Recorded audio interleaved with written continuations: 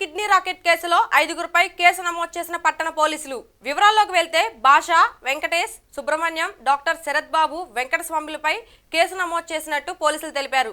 Kidney racket బాధితులు మధుబాబుకు వైద్య పరీక్షల నిమిత్తం పోలీసులకు గుంటూరు జీజీహెచ్కి తరలించారు.